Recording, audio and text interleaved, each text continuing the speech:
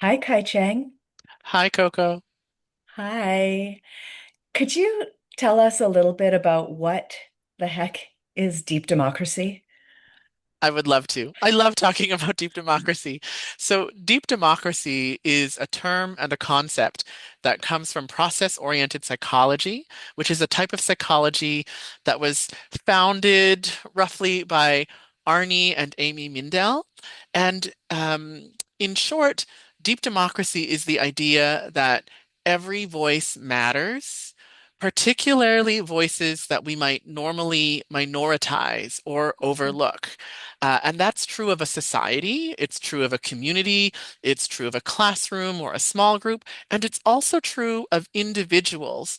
So, this idea of deep democracy is really fractal. It's like in dominant culture, there are certain voices that get marginalized and don't get included, and that creates conflict and tension and injustice in our society. And then also inside of an individual, inside of me, there might be a voice inside myself that I push away, and that creates conflict and tension inside of me. And deep democracy is really interested in this idea that the voices we push away inside of ourselves and the voices that get pushed away or shut down in bigger groups are connected. And that if we can look at the wisdom of those minoritized or marginalized voices, they help us resolve and transform conflict and create a better community. Beautiful. So, is there a way then that conflict is actually an opportunity for building relationships? Yes, that's exactly the idea with deep democracy. How did you know? And maybe I'll say just a little bit about that as a preview to the course. The idea of deep democracy is really that it's when we look at the voices that say no, that create tension or conflict with the dominant voice or majority voice. When we go there, it can be scary because we Mhm, don't know what's going to happen. It's unpredictable, or maybe it's predictable in a frightening way, like we've had conflicts in the past and they haven't gone well for us.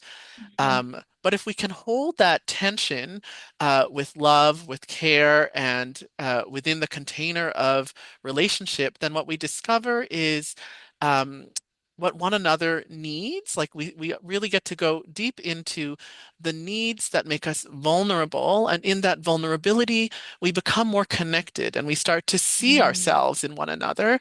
And it's that seeing ourselves in one another that creates a transformation. So it's an opportunity really to let go of the status quo, which might not really actually be working for that many people, and be authentic in a way that helps us get to something better. Beautiful. Beautiful. I think so too. Thanks for saying that, Coco. Which brings me to so why is hosting this collaborative event about deep democracy and loving conflict important to you? Yeah, thanks for asking. Well, speaking from my own experience, I notice that over the last few years, I've had the opportunity to get much better at conflict. And yet, still, when I am faced with, um, maybe I've had a moment of misattunement, or I've said something hurtful, or I had a blind spot, it can activate this incredibly hot, young, scared part of me that makes me want to shut down and run away. Mhm. And as a leader in my community, I can't do that anymore. Mm. And I see conflict happening in the larger picture of what's happening in our world and also in the smaller communities that I'm a part of. And I have this deep desire to offer the skills that I have been learning and practicing with you and some of our other teachers to share them more widely within my local community in Victoria and our online community of people who might want to travel to Victoria. Mm.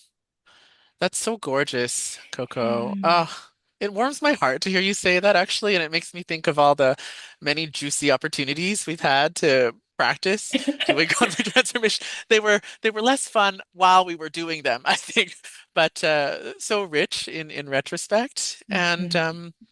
in a way, you've answered this question already, but to put Mhm. a fine point on it, you do so many things. I also do a whole bunch of things. How does conflict and loving justice fit into the bigger picture of being a consent educator, a community leader, all of these things that we do? When I first became a consent educator, I really imagined that my life was going to be centered around asking for what we want and creating more opportunities for pleasure and connection and joy. And what I didn't realize at that time was that in bringing the topic of consent and desire and relationship, like there are so many ways in which people have experienced harm Mhm, and people have caused harm. mhm, And that shows up. It's always in the room. And so, yeah, much to my like surprise, oh, now I'm also studying and learning about loving justice and generative conflict. And now perhaps with this collaboration that we're working on, this concept of loving conflict.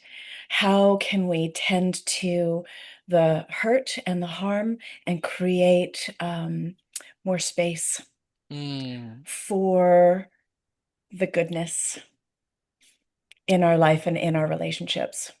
Ah, may it be so. May it be so. Ah. Yeah, is it even possible, do you think, Kai Cheng, to do conflict in a loving way?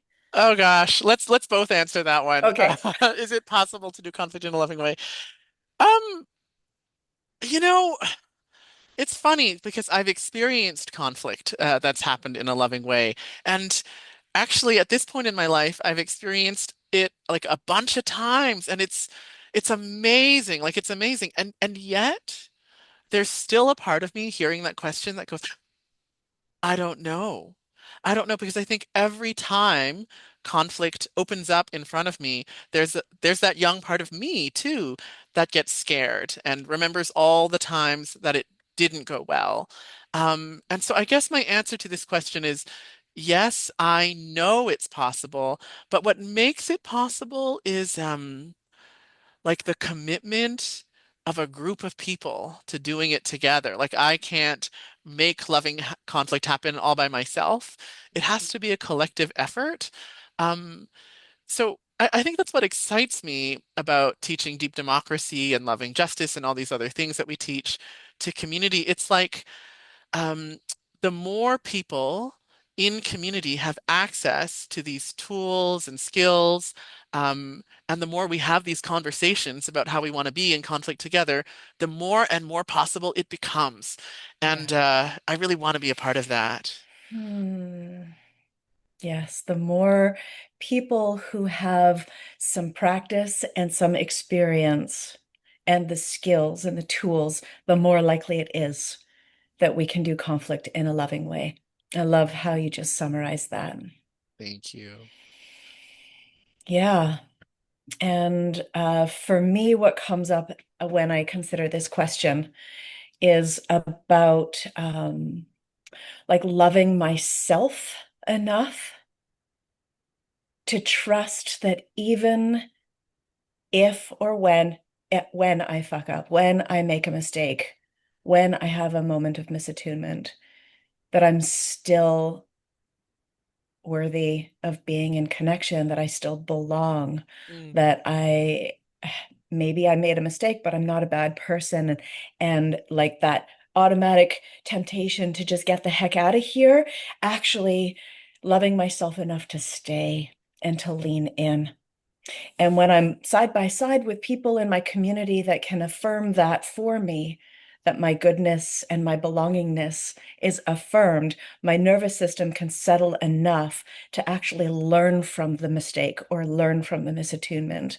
And so for me, loving conflict is so much centered around the community nervous system and supporting the nervous system of the individuals.